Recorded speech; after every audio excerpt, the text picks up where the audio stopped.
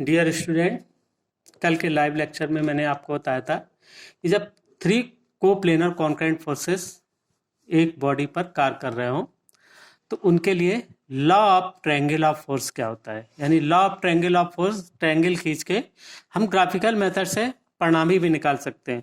और अगर बलों को मान एवं दिशा में किसी त्रिभुज की क्रम से ली गई भुजाओं द्वारा कंप्लीटली निरूपित किया जाए तो पिंड संतुलन में होगा, यानी उनका कंबाइंड इफेक्ट 0 होगा। और अगर पिंड संतुलन में है तो हम उन बलों को किसी त्रिभुज की क्रम से ली गई भुजाओं द्वारा भी निरूपित कर सकते हैं। ये मैंने बताया था कल।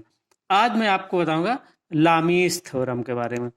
तो लामीस थ्योरम क्या है कि यदि किसी पिंड के एक बिंदु पर 3 कोप्लेनर फोर्सेस कार्य कर रहे हों और पिंड संतुलन में है, यानी इक्विलिब्रियम में है, तो प्रत्येक बल शेष 2 बलों के बीच के कोण की साइन के समानुपाती होगा। यानी कि 3 बल एक बिंदु पर मिलते हों और पिंड इक्विलिब्रियम में हो, यानी इन बलों का कंबाइंड इफेक्ट 0 हो, तो प्रत्येक बल, यानी एक बल कंसीडर करें, प्रत्येक बल शेष 2 बलों के बीच बनने वाली कोण की साइन के समानुपाती होता है। कि मान लो 3 बल हैं P, Q एंड R, तो इनके तीनों के लाइन ऑफ एक्शन एक ही बिंदु पर मिलते हैं, क्योंकि पहली शर्त यही है कि बल संगामी होने चाहिए और पिंड संतुलन में होना चाहिए। तो अब मान लो P और Q जब लाइन ऑफ एक्शन आपस में मिलती हैं तो उनके बीच कोण भी बनता है। तो मान लो 3 बल हैं P, Q, R एक बिंदु पर मिल रहे हैं, तो P और Q की लाइन ऑफ एक्शन के बीच बनने वाला कोण है अल्फा, Q और R के बीच बनने वाला कोण है मान लो बीटा, और R और P के बीच बनने वाला कोण है मान लो गामा। तो यानी ये मान लो हमने माना, तो लामी प्रमेय के अनुसार P is directly proportional to sine beta, यानी P एक बल शेष 2 बलों के बीच बनने वाली कोण की ज्या के समानुपाती, यानी P is directly proportional to sine beta. इसी तरीके से Q is directly proportional to sine gamma and R is directly proportional to sine alpha, यानी प्रत्येक बल शेष 2 बलों के बीच।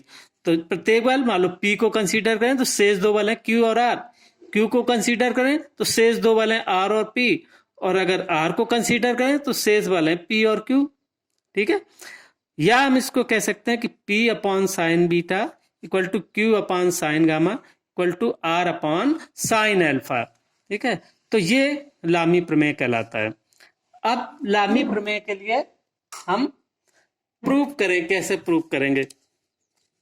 तो देखो इसकी 2 शर्तें कि बल एक बिंदु पर मिलते हैं और पिंड संतुलन में। तो देखो पिंड संतुलन में, इसके लिए हमने कल लॉ ऑफ ट्रायंगल का रिवर्स भी आपको बताया था कि रिवर्स भी पॉसिबल है कि यदि पिंड संतुलन में है तो हम उन बलों को किसी त्रिभुज की क्रम से ली गई भुजाओं द्वारा निरूपित कर सकते हैं।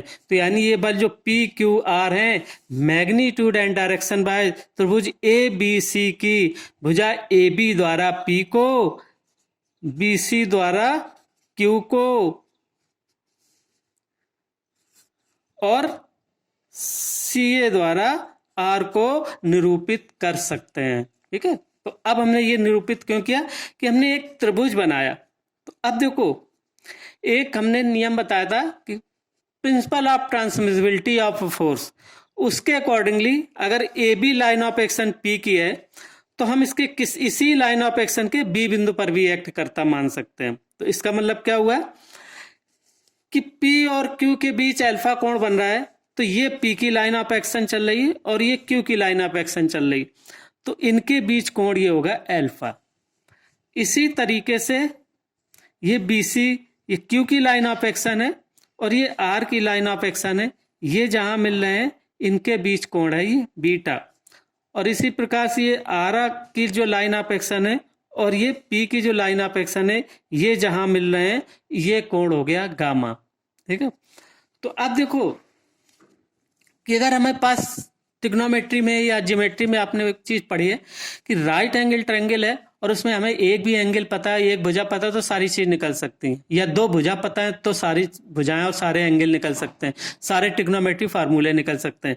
लेकिन जब हमारे पास कोई सा एनी ट्रायंगल हो, कोई ट्रायंगल ABC है, राइट एंगल ट्रायंगल नहीं है, लेकिन हम इसकी तीन भुजाएं अगर पता है तो हमें इनके कोणों के बीच एक संबंध होता है जिसको हम कहते हैं साइन फार्मूला। अगर नहीं पढ़ा है तो ये आप याद रखेंगे। क्या अभी साइन फार्मूला क्या होता है कि ये भुजा इसके सामने वाली कोण की साइन के समानुपाती, ये भुजा प्रत्येक भुजा सामने वाले कोण के साइन के समानुपाती होगा। तो इसके अनुसार क्या हुआ कि ये अल्फा हो गया, ये बीटा और ये गामा। तो अब देखो ये एक स्ट्रेट लाइन है, तो स्ट्रेट लाइन एंगल होता है 180 डिग्री। तो ये अल्फा है, तो त्रिभुज के अंदर का ये कोण B कितना हो जाएगा 180 अंश माइनस अल्फा। इसी प्रकार से कोण C कितना हो जाएगा अंदर 180 अंश माइनस बीटा, और इसी प्रकार कोण A कितना हो जाएगा 180 अंश माइनस गामा। क्लियर?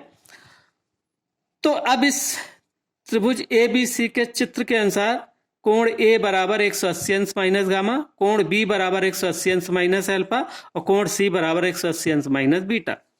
तो अब साइन फार्मूला यानी त्रिभुज ABC में साइन फार्मूला लगाएंगे तो क्या होगा, AB अपॉन साइन C बराबर BC अपॉन साइन A और CA अपॉन साइन B। ठीक है, तो अब हमने वैल्यू रख दी कि P upon sign 180 minus beta बराबर Q upon sign 180 minus gamma बराबर R upon sign 180 minus alpha.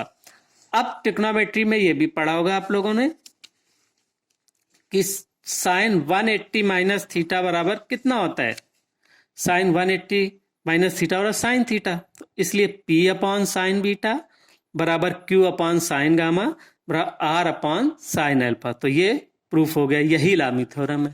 ठीक है, क्लियर? अब हम आपको बताएंगे law of polygon of force, बल बहुभुज का नियम। यानी जब किसी रिजिड बॉडी पर किसी एक ही प्लेन पर कई बल कार्य कर रहे हो, कई में आ जाते हैं, तीन से अधिक कितने भी बल हो वो कई बलों में आते हैं। ठीक है, तो यदि किसी पिंड के एक बिंदु पर कई को प्लेनर फोर्स बल कार्यरत हैं और उनको मैग्नीट्यूड व डायरेक्शन में किसी क्लोज पॉलीगन यानी बंद बहुभुज की क्रम से ली गई भुजाओं द्वारा निरूपित किया जाए तो पिंड इक्विलिब्रियम में होगा, अर्थात सभी बलों का सम्मिलित प्रभाव या रिजल्टेंट शून्य होगा। ठीक है, यानी यदि किसी बॉडी पर किसी बिंदु पर कई बल कार्यरत हैं और उन बलों को मैग्नीट्यूड एंड डायरेक्शन वाइज एक क्लोज पॉलीगन के क्रम से ली गई भुजाओं द्वारा निरूपित किया जाए तो वो पिंड संतुलन में होगा, यानी सभी बलों का परिणामी जो होगा वो शून्य होगा। अब देखो इसको हम ऐसे एक्सप्लेन करते हैं कि मान लो एक बॉडी है और इसमें कई बल लगे हुए हैं, F1, F2, F3, F4 and F5। तो this is the space diagram, बलों के डायरेक्शन को शो करते हैं। अब बलों का डायरेक्शन कैसे शो करते हैं, ये चार कोऑर्डिनेट होते हैं, एक्स एक्स, वाई वाई, या पूरब पश्चिम उत्तर दक्षिण। तो बल को कैसे कहा जाएगा, या तो हॉरिजॉन्टल की ओर लगाए, या ऊर्ध्वाधर लगाए, या हॉरिजॉन्टल से एंगल पे लगाए, या ऊर्ध्वाधर से किसी एंगल पे लगाए, या उत्तर से पूरब की ओर इतने डिग्री, या पूरब से उत्तर की ओर इतने डिग्री, या पूरब से पश्चिम की ओर इतने डिग्री, दक्षिण की ओर, या पश्चिम से दक्षिण की ओर। तो हम एक बिंदु को लेते हुए उसी एंगल पर ये बलों की लाइन ऑफ एक्शन खींचते हैं।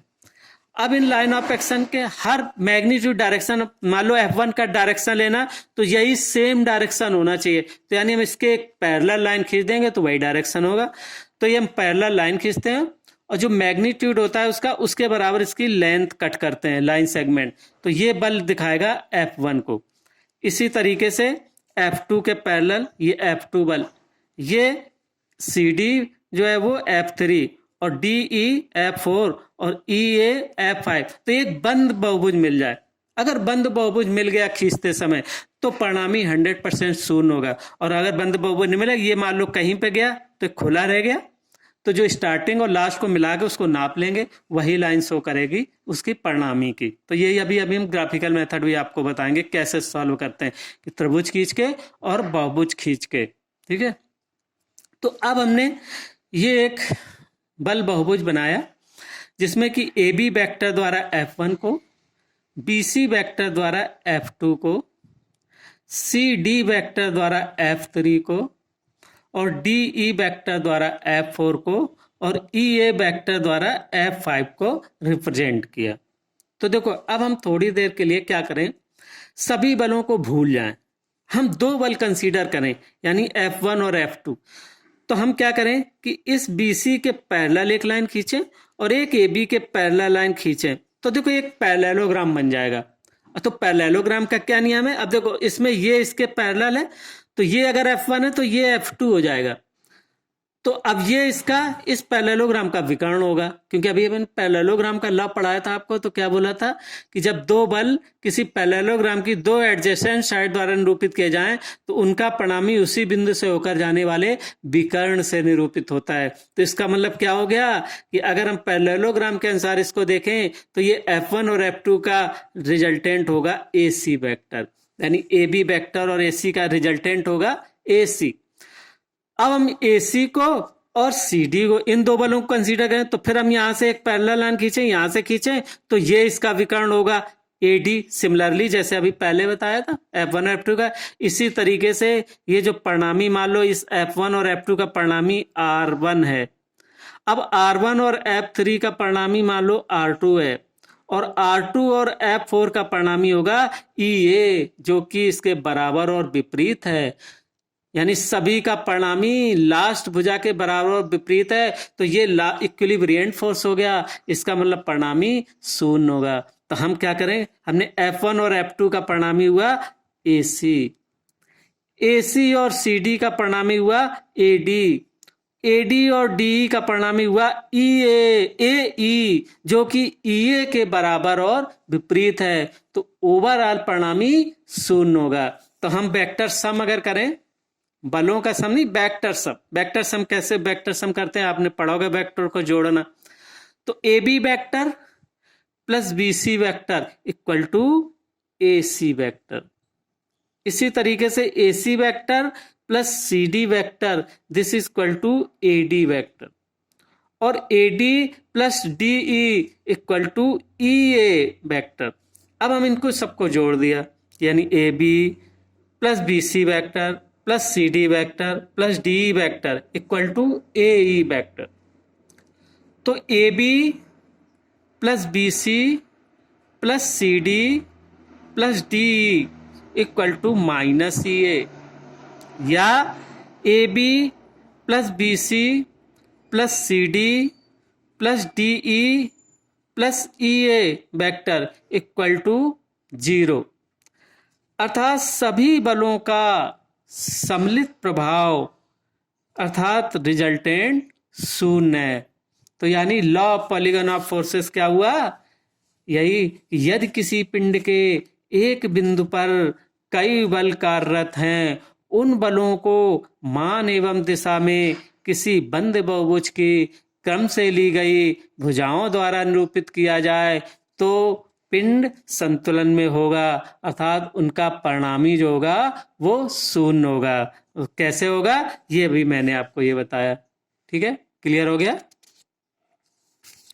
तो अब हम इसी के आधार पर हम बलों का जो परिणामी ज्ञात करते हैं जब किसी बॉडी पर। देखो जो भी हम आपके सिलेबस जो भी कोप्लेनर कॉन्करेंट फोर्सेस है, अभी हम जो भी बात कर रहे हैं कोप्लेनर कॉन्करेंट फोर्सेस की। अगर दो कोप्लेनर कॉन्करेंट फोर्सेस काम कर रहे हैं तो लॉ ऑफ पैरेललोग्राम के अनुसार उसका परिणामी निकालते हैं, यानी R equal to √p² plus q² plus 2pq cos alpha. अगर तीन बल लगे हुए हैं या कई, तो हम उनका त्रिभुज खींच के ग्राफिकल मेथड से निकाल सकते हैं। अगर कई बल लगे हों तो हम बल बहुभुज खींच के ग्राफिकल मेथड से निकाल सकते हैं। और हम एनालिटिकल निकालना है तो रिजोल्यूशन एंड कंपोजिशन मेथड, यानी रिजोल्यूशन करके सारे रिजॉल्व पार्ट निकाल के उनके घटकों को ज्ञात करके तब परिणामी निकाल सकते हैं। तो वो हम अभी आगे बताएंगे एनालिटिकल मेथड कैसा होता है। जब हम आपको बताएंगे कि what is the resolution of force कैसे निकालते हैं, तो उसी तरीके से सभी बलों का एक ही दिशा में रिजोल्यूशन करेंगे और उनका एल्जेब्रिक सब निकालेंगे, और सभी बलों का दूसरी दिशा में करेंगे और उसका भी रिजोल्यूशन निकालेंगे। फिर उनको हम समांतर चतुर्भुज के नियम के अनुसार दो बल मानते हुए फिर उनका परिणामी ज्ञात करेंगे। तो ये अब हम आगे बताएंगे। तो आज अभी हम और आपको बताएंगे कि ग्राफिकल मेथड से कैसे हम ज्ञात करते हैं। कोई भी हमें ग्राफिकल मेथड से निकालना है तो कैसे परिणामी निकाल सकते हैं ग्राफिकल मेथड से। तो देखो भाई,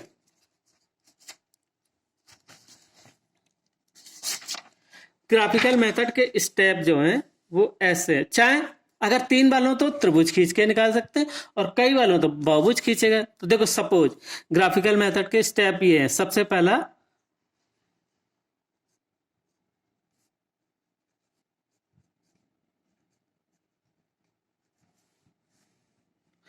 ग्राफिकल मेथड का सबसे पहला स्टेप है कि सबसे पहले हम खींचते हैं स्पेस डायग्राम।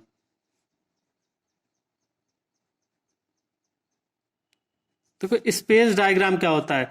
स्पेस डायग्राम खींचने के लिए क्या करते हैं कि हम ये 4 कोऑर्डिनेट कंसीडर करते हैं। या तो हम इनको कहते हैं एक्स एक्स, वाई वाई, यानी एक्स की दाईं दिशा, एक्स की बाईं दिशा, ये वाई की ऊर्ध्वाधर की ऊपरी दिशा, और ये नीचे।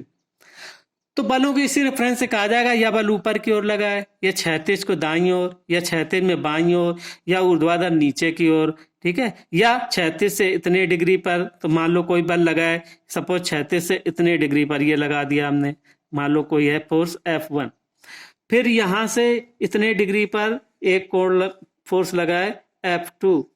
फिर एक मान लो इसी डायरेक्शन में क्षैतिज के लेफ्ट साइड में लगा है। फिर मान लो यहां से एक लगा है F4, और फिर मान लो कि ये लगा है F5।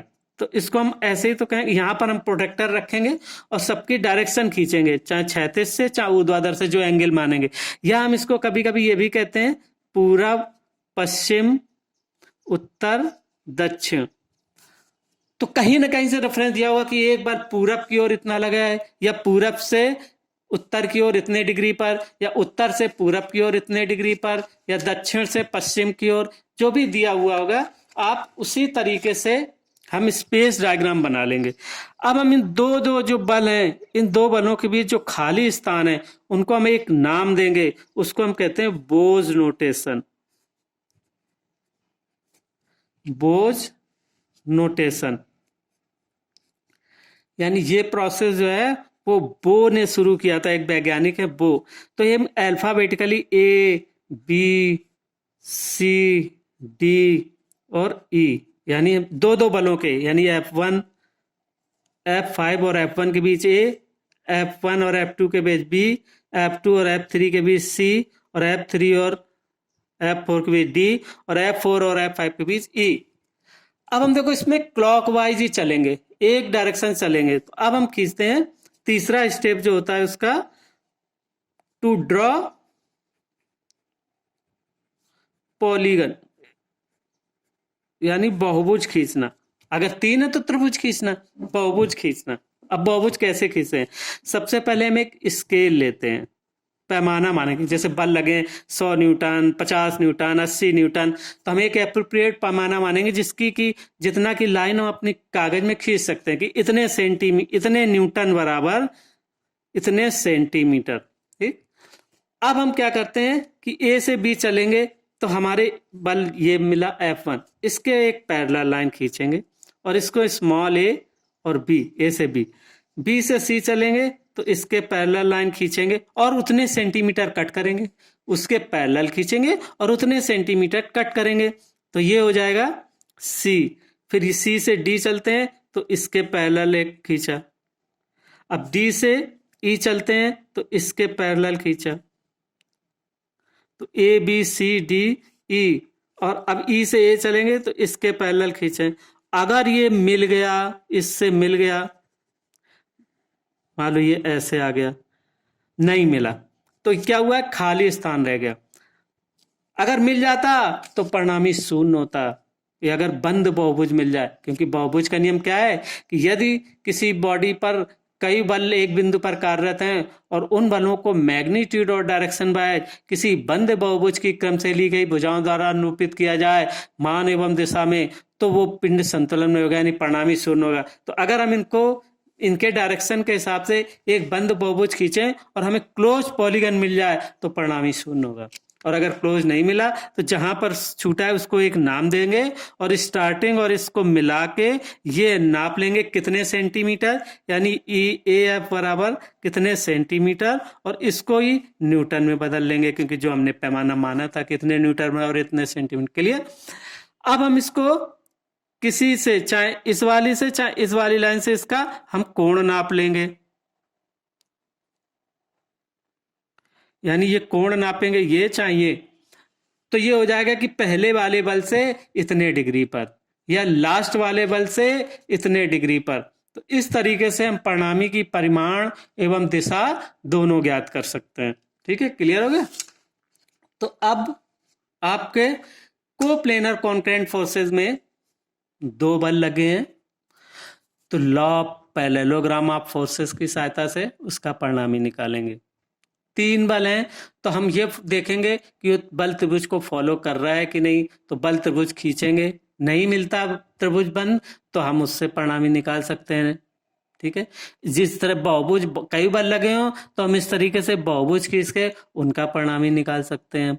या फिर हम दो से अधिक बल लगे हैं, दो बलों में तो फार्मूला वही लगेंगे, एनालिटिकल हो चाहे ग्राफिकल से भी निकाल सकते हैं, यानी एक पैरेललोग्राम खींच के और उसका विकर्ण नाप के, और नहीं तो analytically R = √P² + Q² + 2PQ cos alpha से। ठीक है, जो कल फार्मूला बताया था, और उसका डायरेक्शन tan थीटा बराबर दिस वन, जिससे बना रहा है उससे मान के, जो कल हमने लाइव लेक्चर में बताया था आपको। अब अगर एनालिटिकल मेथड तीन बल लगे हैं, चार, तो या तो हम लामी प्रमेय लगाएंगे, पिंड को पहले संतुलन में मानेंगे और संतुलन में मानने के बाद फिर जो अननोन चीज है वो हम निकाल सकते हैं। तो अभी आगे जब हम न्यूमेरिकल प्रॉब्लम करवाएंगे कि सब तरीके की क्या दिया हुआ तो कैसे सोचते हैं प्रॉब्लम को, इसमें क्या लगेगा, ठीक है, तो कहाँ से कौन सा एंगल आएगा, कैसे क्या निकालेंगे। अब एक मेथड आएगा रिजोल्यूशन, तो जब हम रिजोल्यूशन पढ़ाएंगे तब हम उसको, जब बहुत सारे बल को प्लेनर कॉन्करेंट फोर्सेस कार्य कर रहे हो तो उनका परिणामी एनालिटिकल मेथड से कैसे निकालते हैं, तो ये हम कल के लाइव लेक्चर में आपको बताएंगे। और आप लाइव लेक्चर में आप विशेष ध्यान रखें, प्लीज आप अपने अपने माइक जरूर म्यूट कर लें जिससे कि आवाज सुनाई दे। कल का मैंने रिकॉर्डेड लेक्चर देखा है जो वहां से होकर गया, साफ है, बाद में आपको रिकॉर्डेड भी मिल जाता है आपके उसी साइट पे जिस पे आपने जुड़े हुए हैं। तो इसलिए कृपया जिस समय क्लास चल रही हो उस समय माइक ऑफ रखें। और लाइव लेक्चर में आपको मैसेज करने की, कमेंट करने की कोई जरूरत नहीं है। जब आप ज्वाइन कर रहे हैं तो मेरे पास वो लिस्ट आ जाती है, आपने कितनों ने क्लास ज्वाइन की, मेरी इसमें आ जाती है लिस्ट, और उसमें ये भी आ जाता है किसने कितनी देर क्लास ज्वाइन की। कोई तो आते हैं बस ऑन करके ऑफ करके चले जाते हैं, उसमें परसेंटेज भी आता है, तो इसका भी ध्यान रखें, क्लास पूरी अटेंड करें। ठीक है, ओके, आज के लिए इतना ही, थैंक यू।